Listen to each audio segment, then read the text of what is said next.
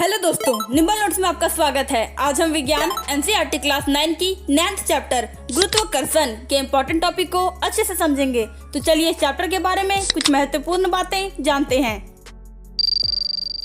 इस अध्याय में हम सबसे पहले गुरुत्वाकर्षण तथा गुरुत्वाकर्षण के सार्वत्रिक नियम के बारे में पढ़ेंगे। फिर हम देखेंगे कि मुक्त पतन एवं गुरुत्वीय त्वरण क्या है। साथ ही साथ हम द्रव्यमान एवं भार के बारे में भी जानेंगे। अध्याय के अंत में हम उत्प्लावन, आर्किमिडीज का सिद्धांत तथा अपेक्षिक घनत्व जैसे महत्वपूर्ण बिंदुओं के बारे में विस्तार से चर्चा करेंगे। इस चैप्टर का पहला टॉपिक है गुरुत्वाकर्षण। तो चलिए हम लोग इसके बारे में जानते हैं। ब्रह्मांड की प्रत्येक वस्तु दूसरी वस्तु को अपनी ओर आकर्षित करती है। इस आकर्षण बल को गुरुत्वाकर्षण बल कहते हैं। उदाहरण, पृथ्वी हमें अपनी ओर खींचती है, इसलिए वस्तुएं नीचे गिरती है। सूर्य ग्रहों को अपनी ओर खींचता है, इसलिए ग्रह उसकी परिक्रमा करते हैं। चंद्रमा पृथ्वी की परिक्रमा करता है, क्योंकि पृथ्वी उसे आकर्षित करता है। हमारा अगला टॉपिक है गुरुत्वाकर्षण का सार्वत्रिक नियम। तो चलिए हम लोग इसके बारे में जानते हैं। इस नियम के अनुसार ब्रह्मांड में प्रत्येक वस्तु दूसरी प्रत्येक वस्तु को एक बल से आकर्षित करती है। यह बल पहला, दोनों वस्तुओं के द्रव्यमानों के गुणनफल के समानुपाती होता है। दूसरा, उनके बीच की दूरी के वर्ग के व्युत्क्रमानुपाती होता है। गणितीय रूप F बराबर Gm1m2/r²। मान लीजिए हमारे पास दो पिंड A और B है। पिंड A का द्रव्यमान बराबर m1, पिंड B का द्रव्यमान बराबर m2। दोनों के केंद्रों के बीच की दूरी बराबर r। दोनों के बीच लगने वाला गुरुत्वाकर्षण बल बराबर F। नियम के पहले भाग के अनुसार बल दोनों द्रव्यमानों के गुणनफल के समानुपाती है। F समानुपाती m1 × m2, समीकरण 1। बल उनके बीच की दूरी के वर्ग के व्युत्क्रमानुपाती है। F समानुपाती 1/r², समीकरण 2। समीकरण 1 और 2 को मिलाने पर F समानुपाती m1 × m2/r²। समानुपाती का चिन्ह हटाने के लिए हम एक नियतांक लगाते हैं, जिसे G कहा जाता है। F बराबर Gm1m2/r², जहां F बराबर गुरुत्वाकर्षण बल, G बराबर सार्वत्रिक गुरुत्वाकर्षण स्थिरांक, m1 m2 बराबर दोनों वस्तुओं के द्रव्यमान, r बराबर दोनों वस्तुओं के केंद्रों के बीच की दूरी। हमारा अगला टॉपिक है गुरुत्वाकर्षण का महत्व। तो चलिए हम लोग इसके बारे में जानते हैं। गुरुत्वाकर्षण प्रकृति का एक अत्यंत महत्वपूर्ण बल है। यह हमें पृथ्वी से बांधे रखता है, ग्रहों और उपग्रहों की गति नियंत्रित करता है, वायुमंडल को सुरक्षित रखता है तथा पृथ्वी पर जीवन को संभव बनाता है। इसलिए गुरुत्वाकर्षण के बिना पृथ्वी पर जीवन की कल्पना भी नहीं की जा सकती है। हमारा अगला टॉपिक है मुक्त पतन। तो चलिए हम लोग इसके बारे में जानते हैं।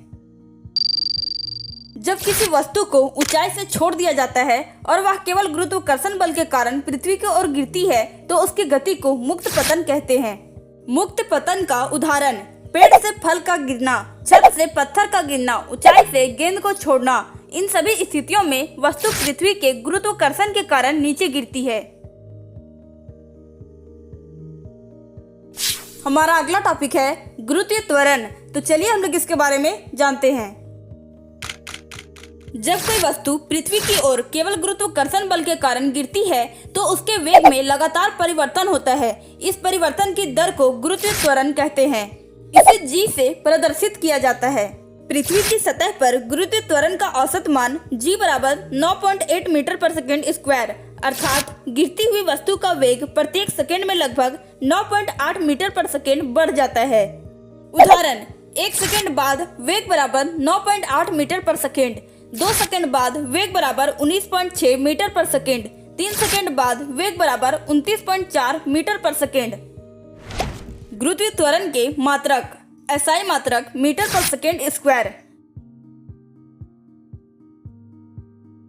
हमारा अगला टॉपिक है द्रव्यमान। तो चलिए हम लोग इसके बारे में जानते हैं।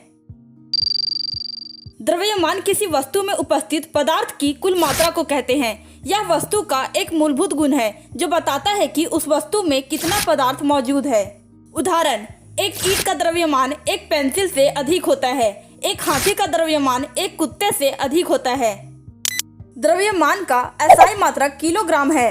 द्रव्यमान का अन्य मात्रक निम्नलिखित इस प्रकार से हैं। द्रव्यमान की विशेषताएं। पहला, द्रव्यमान स्थिर रहता है। पृथ्वी, चंद्रमा या अंतरिक्ष में जाने पर भी वस्तु का द्रव्यमान नहीं बदलता। दूसरा, द्रव्यमान एक अदिश राशि है। इसमें केवल परिमाण होता है, दिशा नहीं। तीसरा, द्रव्यमान जड़त्व का माप है। जिस वस्तु का द्रव्यमान अधिक होगा उसका जड़त्व भी अधिक होगा। हमारा अगला टॉपिक है भार। तो चलिए हम लोग इसके बारे में जानते हैं। भार वह बल है जिससे पृथ्वी किसी वस्तु को अपने केंद्र की ओर आकर्षित करती है। सरल शब्दों में किसी वस्तु पर गुरुत्वाकर्षण के कारण लगने वाले बल को उसका भार कहते हैं। भार का सूत्र W बराबर mg, जहाँ W बराबर भार, m बराबर वस्तु का द्रव्यमान और s बराबर गुरुत्व त्वरण। भार का एसआई मात्रक। भार एक बल है, इसलिए इसका एसआई मात्रक न्यूटन होता है। एक न्यूटन वह बल है जो किलोग्राम द्रव्यमान वाली वस्तु में 1 मीटर पर सेकेंड स्क्वायर का त्वरण उत्पन्न करे। द्रव्यमान और भार का संबंध। भार बराबर द्रव्यमान गुना गुरुत्व त्वरण। उदाहरण, यदि किसी वस्तु का द्रव्यमान 10 kg है और गुरुत्व त्वरण 9.8 मीटर पर सेकेंड स्क्वायर है तो भार बराबर इतना न्यूटन होगा। हमारा अगला टॉपिक है चंद्रमा पर वस्तुओं का भार। तो चलिए हम लोग इसके बारे में जानते हैं। चंद्रमा पर भार। चंद्रमा का गुरुत्व त्वरण पृथ्वी के गुरुत्व त्वरण का लगभग 1/6 भाग है। इसलिए चंद्रमा का भार बराबर पृथ्वी का भार बटा 6। यदि किसी व्यक्ति का पृथ्वी पर भार 600 न्यूटन है तो चंद्रमा पर उसका भार होगा 600/6 यानी 100 न्यूटन। लेकिन उसका द्रव्यमान वही रहेगा क्योंकि द्रव्यमान स्थान के अनुसार नहीं बदलता। हमारा अगला टॉपिक है उत्प्लावन। तो चलिए हम लोग इसके बारे में जानते हैं। जब किसी वस्तु को पानी में डाला जाता है तो पानी उस वस्तु पर ऊपर की ओर एक बल लगाता है। इस बल को उत्प्लावन बल कहते हैं। यह हमेशा गुरुत्वाकर्षण बल के विपरीत यानी ऊपर की तरफ काम करता है। इसी बल के कारण पानी के अंदर जाने पर चीजें हल्की महसूस होती है। उदाहरण, लकड़ी का टुकड़ा पानी पर तैरता है, नाव पानी पर तैरता है, गुब्बारा हवा में ऊपर उठता है। इन सभी में उत्प्लावन बल कार्य करता है। उत्प्लाव बल क्यों लगता है? द्रव के भीतर गहराई बढ़ने पर दाब बढ़ता है और जब कोई वस्तु द्रव में डूबी होती है तो वस्तु के निचले भाग पर अधिक बल लगता है और ऊपरी भाग पर कम दाब लगता है। इस दाब के अंतर के कारण वस्तु पर ऊपर की ओर एक परिणामी बल लगता है जिसे उत्प्लाव बल कहते हैं। वस्तु डूबेगी या तैरेगी। पहला, यदि वस्तु का भार उत्प्लाव बल से अधिक होगा तो वस्तु डूब जाएगी। उदाहरण, पत्थर पानी में डूब जाता है। दूसरा, यदि वस्तु का भार उत्प्लाव बल से कम होगा तो वस्तु ऊपर उठेगी या तैरेगी। उदाहरण, लकड़ी पानी पर तैरती है। तीसरा, यदि वस्तु का भार उत्प्लाव बल के बराबर होगा तो वस्तु संतुलन में रहेगी। हमारा अगला टॉपिक है आर्किमिडीज का सिद्धांत। तो चलिए हम लोग इसके बारे में जानते हैं। मान लीजिए आपने पानी से भरी बाल्टी में एक पत्थर डाला। पत्थर पानी को हटाकर अपनी जगह बनाता है। हटाए गए पानी को विस्थापित पानी कहते हैं। पानी पत्थर को ऊपर की ओर धकेलता है। यह ऊपर की ओर लगने वाला बल उत्प्लाव बल कहलाता है। यह उत्प्लाव बल हटाए गए पानी के भार के बराबर होता है। सिद्धांत का सूत्र, उत्प्लाव बल बराबर विस्थापित द्रव का भार यानी Fb बराबर PVG, जहां Fb बराबर उत्प्लाव बल, P बराबर द्रव का घनत्व, V बराबर विस्थापित द्रव का आयतन और G बराबर गुरुत्व त्वरण। महत्वपूर्ण बिंदु। पहला, द्रव में डूबी वस्तु पर ऊपर की ओर उत्प्लाव बल लगता है। दूसरा, उत्प्लाव बल विस्थापित द्रव के भार के बराबर होता है। तीसरा, वस्तु का घनत्व द्रव से कम हो तो वह तैरती है। चौथा, वस्तु का घनत्व द्रव से अधिक हो तो वह डूब जाती है। और पांचवा, यही सिद्धांत जहाज, पनडुब्बी और लाइफ जैकेट के कार्य करने का आधार है। हमारा अगला टॉपिक है आपेक्षिक घनत्व। तो चलिए हम लोग इसके बारे में जानते हैं।